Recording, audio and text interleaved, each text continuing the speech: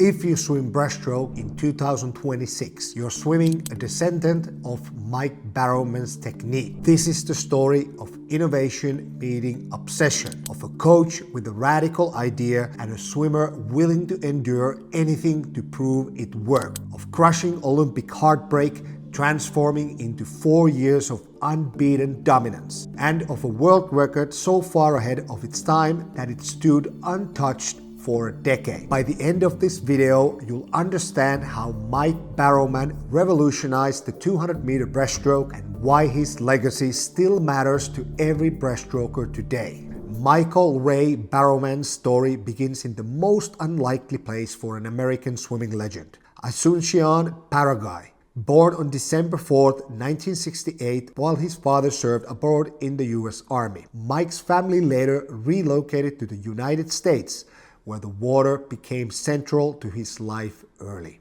His grandmother, a Red Cross swim instructor, started teaching him before his first birthday. By age 4, he could swim the basic strokes. And this wasn't just early talent. This was a kid who didn't look like he was learning the water. He looked like he belonged in it. But Barrowman's childhood wasn't stable. His father's military career meant constant moving. Maryland to Rhode Island and back again. Each relocation could have disrupted his swimming development, but instead it seemed to fuel his drive. At around 12 years of age, in Rhode Island, something clicked. He burst onto the local scene, setting state age group records. And coaches who watched him didn't just notice speed, they noticed work ethic. Even as a preteen, he trained with an intensity that made older swimmers uncomfortable. When the family returned to Maryland in his early teens, Barrowman joined Rockwell Montgomery Swim Club and enrolled at Winston Churchill High School in Potomac. By his senior year,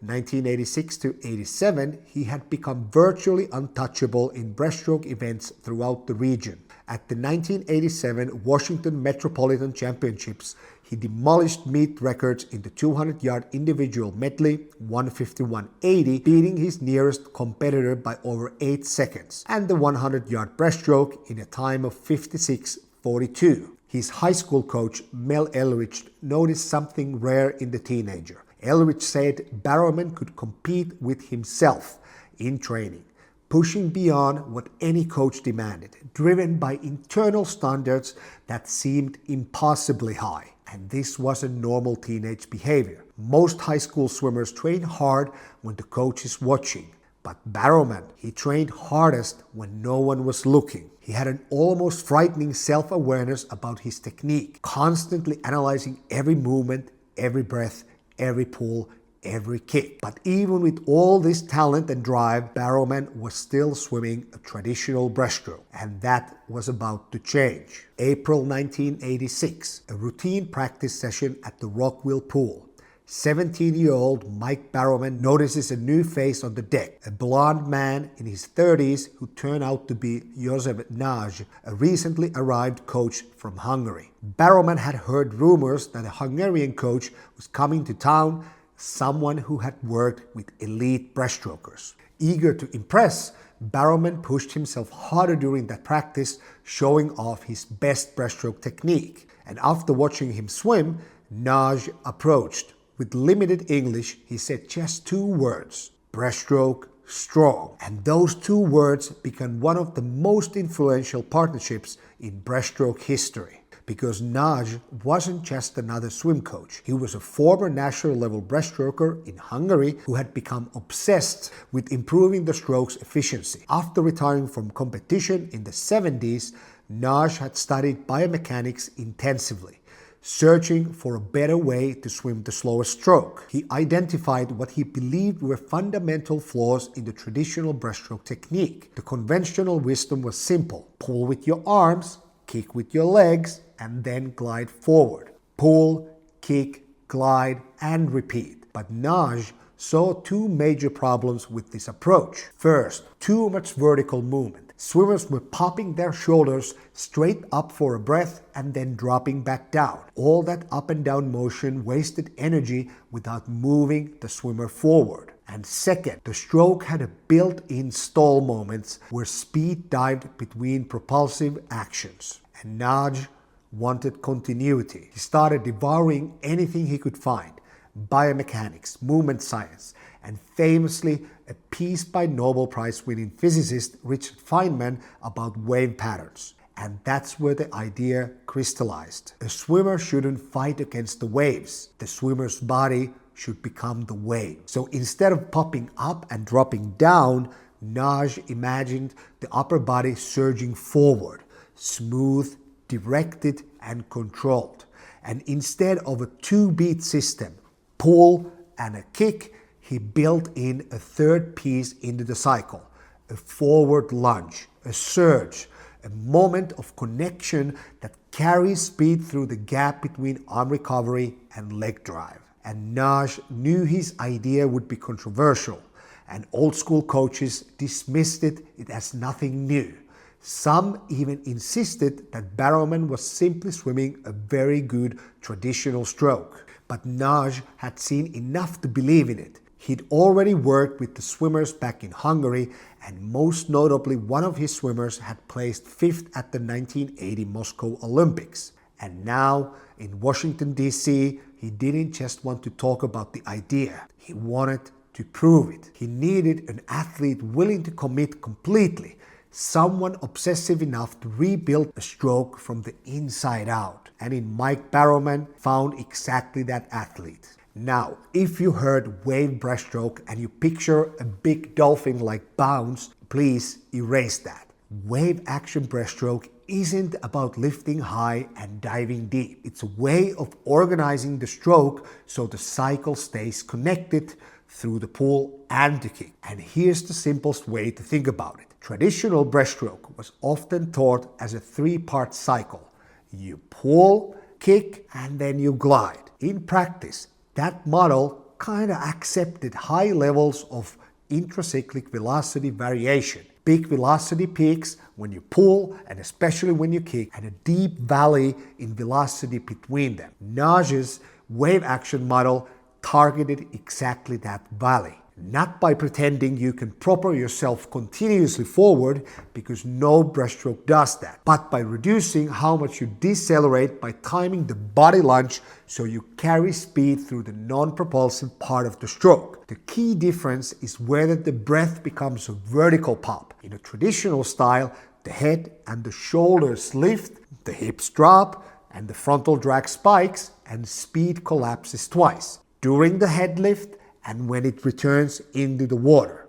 Wave breaststroke replaces that pop-up with a forward angled rise and a lunge back to the water, minimizing the time in non-streamlined positions while simultaneously keeping the swimmer on the surface of the water for a slightly longer time. The goal is that the breath happens because the body moves forward and slightly up at the right moment, not because you lift yourself up in the water. And when the rise from the water at the right angle is coupled with the third phase, the lunge back into the water, the pull and the kick become more connected to each other, as now the forceful movement of the upper body accentuates the kick by adding a reaction force to the legs. In the pull, it's easy to generate propulsion.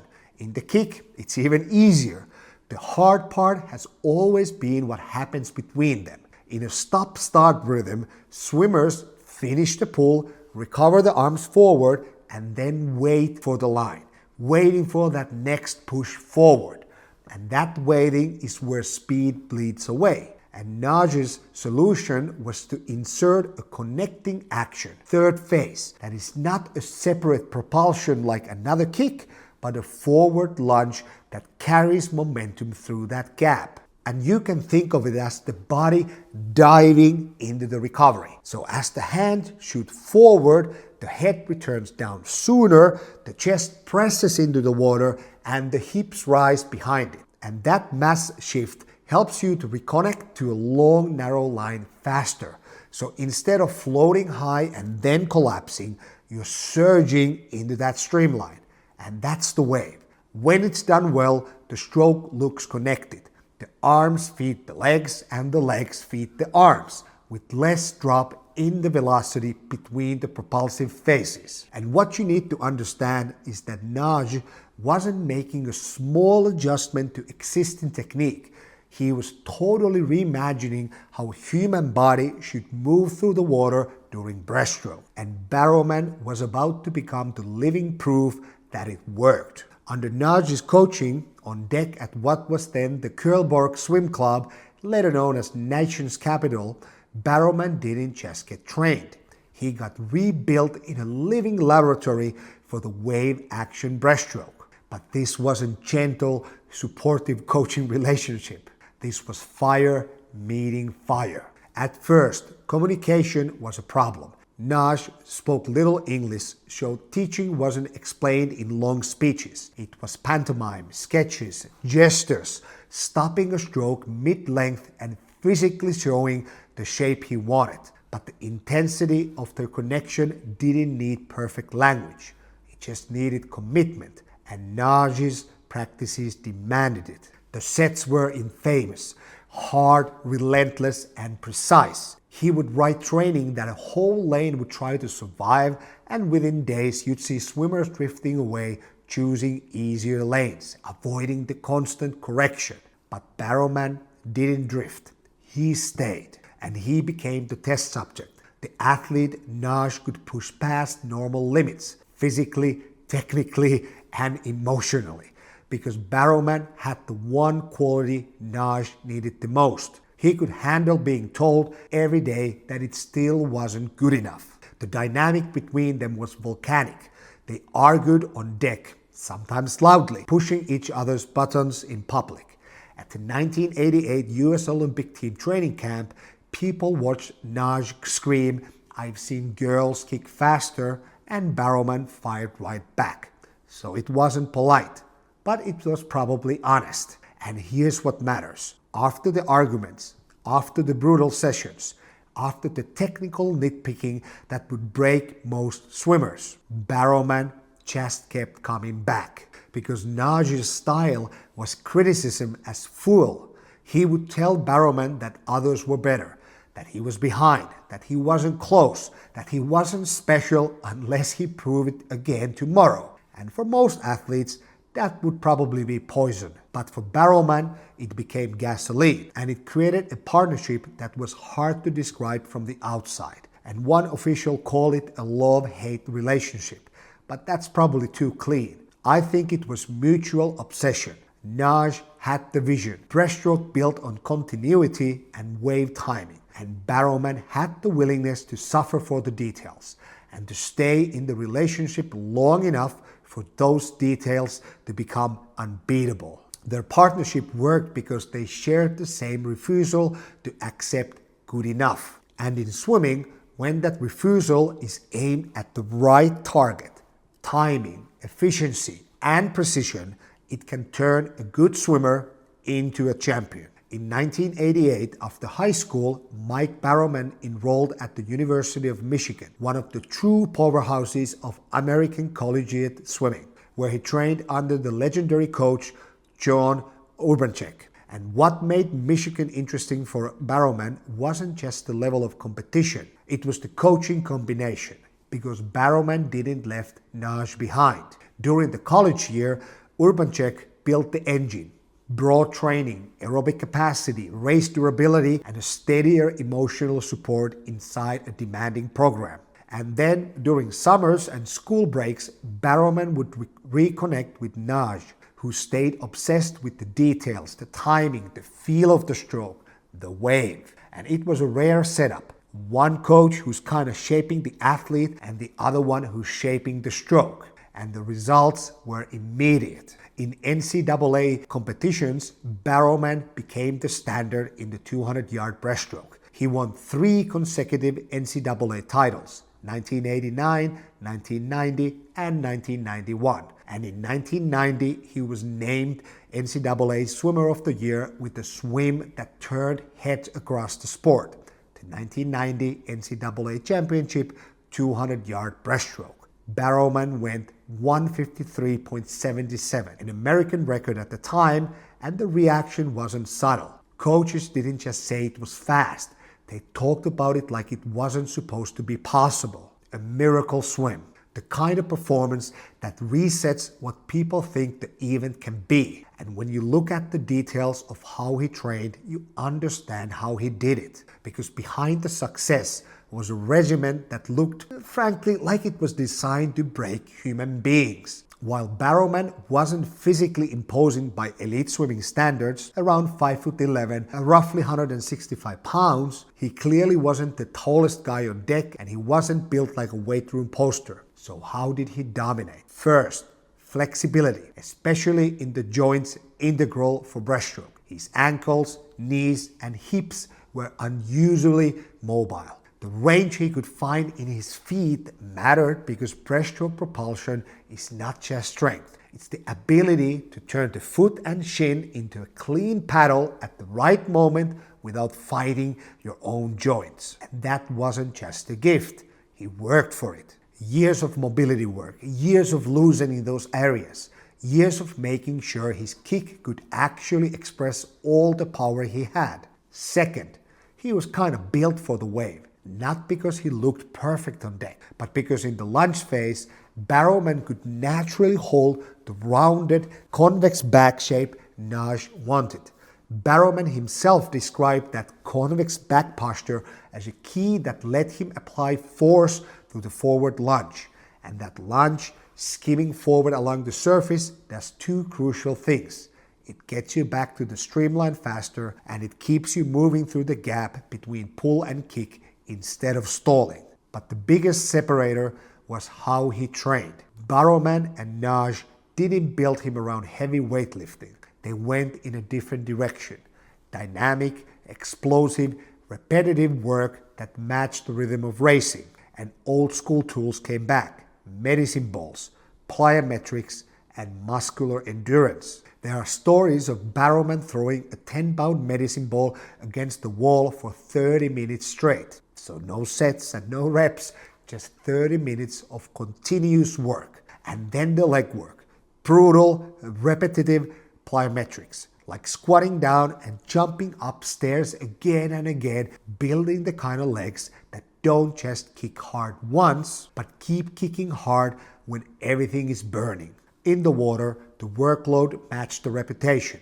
Huge weeks, big hours, the kind of volume that makes your body either adapt or quit. And this is where the technique and the training fused into something special. Because wave breaststroke wasn't just prettier, it was a competitive advantage because it kept the cycles connected, especially under fatigue. And that's why he could close his races. That's why he could surge when other breaststrokers started fading. So it was talent, technique, and tenacity stacked on top of each other. And soon, all of it was going to be tested on the biggest stage in the sport. By the summer of 1988, Mike Barrowman had become a top-level American in the 200-meter breaststroke. But internationally, he still wasn't the name most people were picking for the podium. At the US Olympic trials in Austin, he didn't arrive as the obvious favorite. He was seeded into an early heat, just one name among dozens on the heat sheet, but his goal was simple: swim fast enough to make the Olympic team. And then, in the morning swim, everything changed. Barrowman went 2:13.74 in the preliminaries, which was an American record, beating Steve Bentley's mark and putting up the best time in the world that year, just shy of Victor Davis's world record. And that night, under the pressure of the championship final, he did it again. 2:13.74. Same time, same number, back to back. So at 19 years old, Barrowman wasn't just going to Seoul as a participant anymore. He was going as a swimmer who had shown he could actually win. But the Olympics don't care what you did at trials. They only care what you do under the lights, under the noise, under the weight of the moment. And on September 23rd, 1988, in the men's 200-meter breaststroke final in Seoul, Barrowman swam. And when he touched, the scoreboard didn't show the number he had trained for. 2 seconds slower than the swim that had announced him to the world in Austin. And when they handed out the medals, when they played the Hungarian anthem for the winner, Barrowman wasn't watching. He was under the stands, in the practice pool, alone. For a swimmer who had wanted Olympic gold since childhood, it wasn't just a loss, it was a shock. And it became a memory that wouldn't leave him. Not because it broke him, because it started building something darker, something sharper, and far more dangerous for the rest of the world. The crash in Seoul didn't end his story. It created the version of Mike Barrowman that came next. Because that failure in Seoul didn't just sting, it rewired him. One journalist wrote that the fourth place possessed him as a competitor.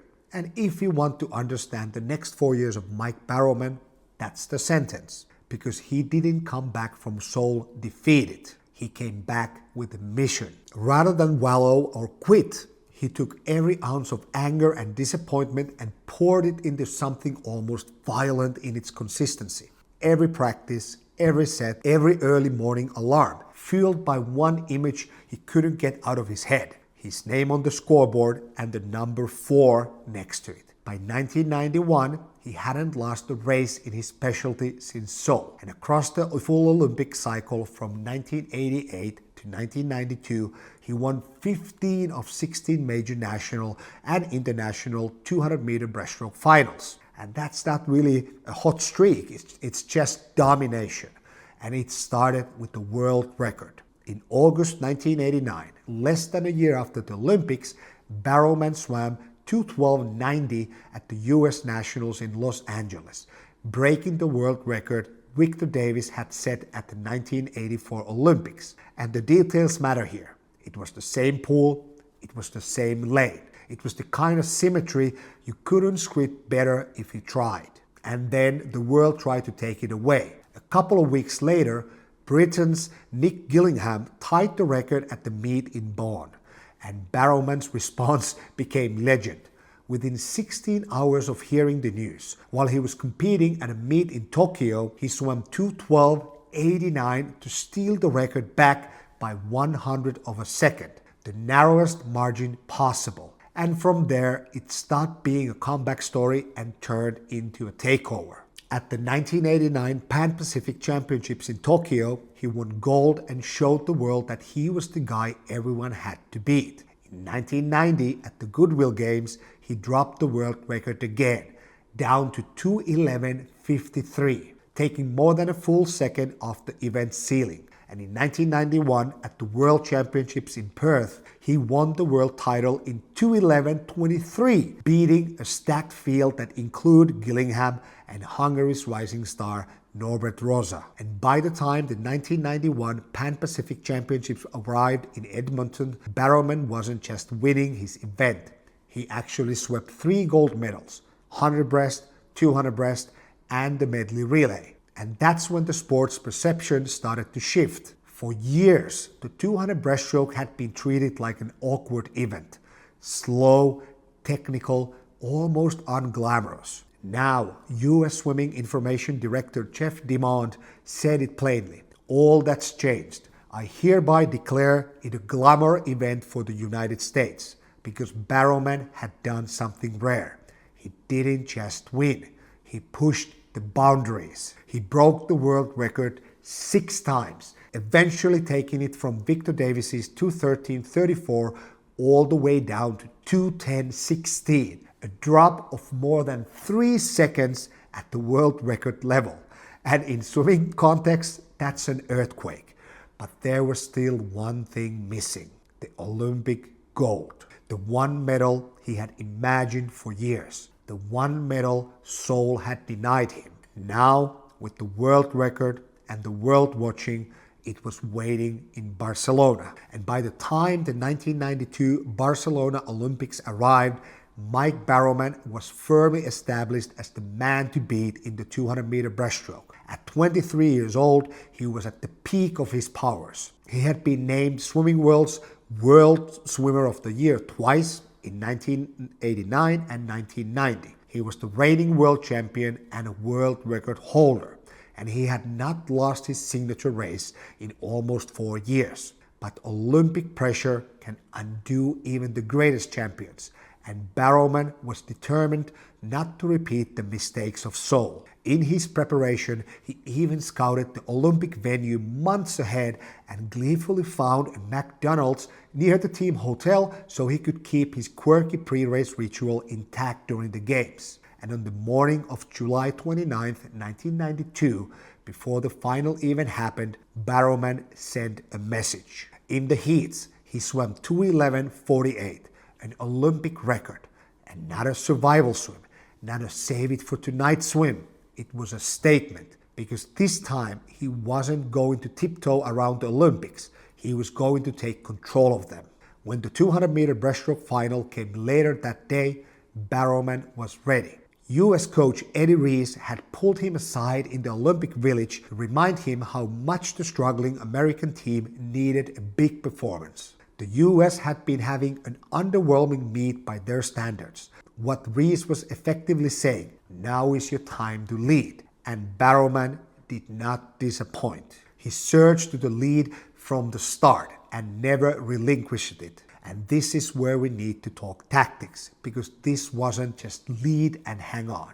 This was a deliberately built race executed with surgical precision. At the 50-meter mark, Barrowman turns first in 30.43. That's fast, but more importantly, it's controlled fast. It's not frantic, it's not panicked. It's front-loaded momentum with the body still connected, still long, still gliding. And Gillingham is right there in 30.57, and Rosa is not far behind in 30.69. So there was no mystery.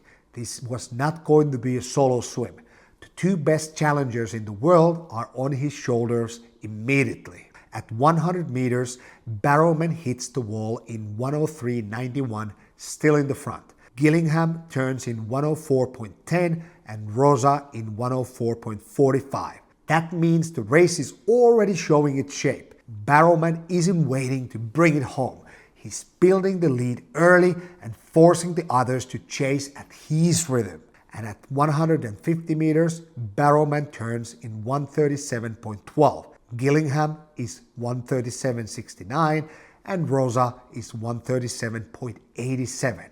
And here's what matters tactically. That last turn is where the 200 breaststroke usually breaks swimmers. It's where the stroke gets ugly, where the timing collapses, where the body starts bobbing instead of surging forward. But Barrowman's stroke stays connected, and you can see the wave-style principle doing its job under fatigue. The breath doesn't become a vertical pop. The line reforms quickly, and the stroke doesn't die between the pull and the kick the way traditional timing often does. And now, look at the final 50. Barrowman closes in 33.04. Gillingham closes in 33.60 and Rosa in 33.36. And that closing split is the race, because Barrowman doesn't just survive the last length, he actually wins it. He closes the fastest in the field at the Olympics in the final with gold on the line. Touching the wall, he looks up at the scoreboard, 2:10.16. Olympic champion and a world record. He had not only won the gold medal, but broken his own world record by nearly half a second. Norbert Rosa takes silver in 2:11.23 and Nick Gillingham takes bronze in 2:11.29. A full second back at the Olympic final against the best field on earth. On the podium, as the American flag rose and the national anthem played, Barrowman fought back tears. This victory was the culmination of a decade of sacrifice and perseverance, of brutal training sessions and constant technical refinement, of transforming the pain of Seoul into success. With this win, he also delivered a moral boost to Team USA Swimming.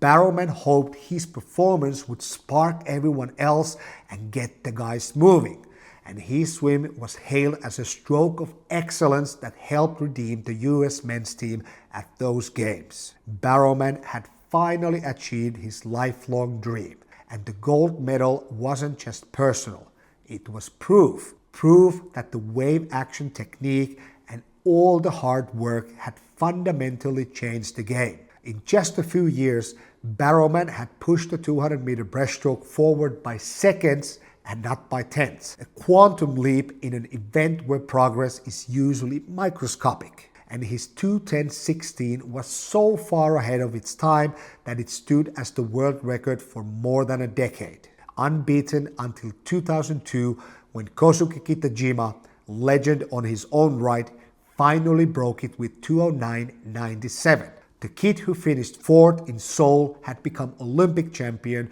world champion, and a world record holder by racing the perfect 200 breaststroke when it mattered the most. And what I want you to take from Barrowman isn't just the times, it's the system. Because what happened between Seoul and Barcelona is basically the cleanest resilience blueprint you'll ever see in swimming. And you can use it even if you're not chasing Olympic dreams. And here's the model. 3 steps. Step 1. Own the moment without negotiating with it. In Seoul, Barrowman didn't finish 7th. He didn't learn a lot. He finished 4th, and he didn't soften it. He didn't explain it away. He let it hit him. If you want to be resilient, you don't start by comforting yourself. You start by being brutally honest. Name what happened, name why it hurts, and don't hide from the numbers on the scoreboard. Step 2, convert emotion into a structure. Because most swimmers think motivation is a feeling, but Barrowman treated it like a schedule. Every practice, every set, every early alarm, he made it part of the system. Didn't rely on being inspired. He built a routine that didn't care how he felt. And this is the real secret of tenacity. You don't just try harder. You just remove all the decisions. You decide once and then you just execute. Step 3, make the goal controllable. Barrowman's comeback wasn't built on this wishy-washy, I'm going to win the Olympics. It was built on what he, Urbanchek, and Nagy could control every day. The timing, the efficiency, the speed continuity, details that show up in every single length of the race. And that's why in Barcelona, he didn't just want it more. He had a plan he could actually perform. He led from the front. He protected momentum. And when the race got ugly for everyone else, his stroke stayed connected. And that's resilience in swimming. When fatigue hits, your system doesn't collapse. So here's your challenge. If you're a swimmer watching this in 2026, don't wait for a dramatic soul moment to learn this. Pick one disappointment you've been carrying, one bad race, one missed time, one training block that didn't go the way you wanted, and run it through what we would call Barrowman model. 1, tell the truth about it. 2, turn it into a structure. 1 training habit you will repeat no matter what. And 3, pick one controllable performance target for the next month, something you can measure every week. Because the lesson from Barrowman is simple. 4th place can either be a wound you protect, or it can be the fuel that builds the version of you that actually wins. After Barcelona, Barrowman didn't hang around long enough to become a nostalgia act. He retired from elite swimming soon after 1992, partly because he had reached the summit and partly because the sport at the time didn't reward Olympic champions with the kind of financial stability that makes it easy to keep going. He had done what he came to do. And then, true to his personality, he redirected that same drive into other pursuits. He stayed with the water, training seriously in flatwater kayaking, competing at a high level in the mid-90s. He finished his education at the University of Michigan, moved through different careers, and still kept one foot in the sport through clinics and coaching. But the reason we still talk about Mike Barrowman isn't what he did after he left the pool. It's what he left behind in it. Because alongside József Nagy, Barrowman didn't just win races. He changed the technical conversation around breaststroke. Wave action went from controversial to copied. Barrowman proved the stroke could be faster and the world adjusted. And that's why coaches studied his videos in the 90s like textbooks. Not because the stroke looked pretty, because it looked like it refused to slow down. And the record told the same story. His 2:10.16 in Barcelona wasn't just an Olympic win.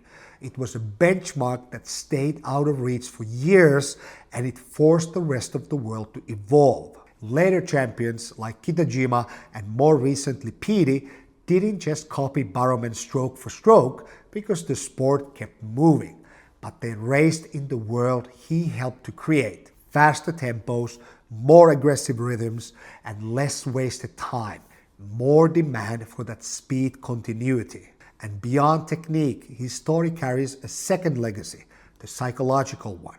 He took the most brutal kind of disappointment in sport, fourth at the Olympics, and turned it into 4 years of dominance and a perfect swim when it mattered the most. And finally, Barrowman proved something every swimmer needs to hear. Champions aren't only built from height and hype.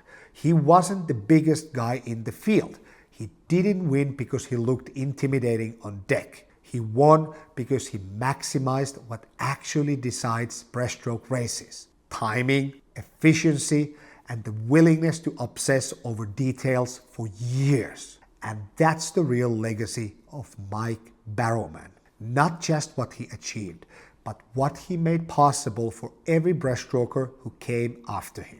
So in the annals of swimming, Barrowman will always be remembered as the fearless innovator who caught a wave and never let it go until he made history. His career, capped by the crowning swim in Barcelona, remains a testament to the power of innovation, perseverance, and the special alchemy that can occur between a coach with a crazy idea and an athlete willing to embrace it. His story teaches us that technique matters as much as talent, that resilience can transform fourth place into a legend, that innovation usually starts with just one coach and one athlete brave enough to try something that seems weird to everyone else. For swimmers today, studying Barrowman's approach offers valuable lessons. Popularized isn't just history, it's the foundation of modern breaststroke.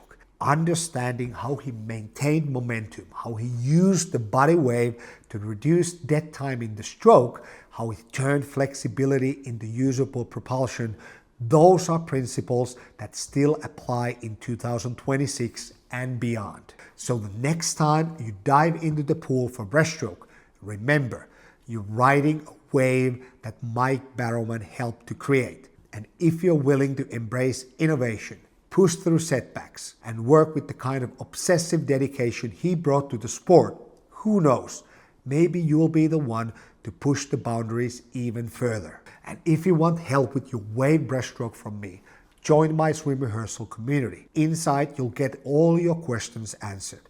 Individualized training programming from me, video analysis of your technique, race analysis, and a growing library of swimming-related material. Link to join is in the description, and I'll see you in the next video.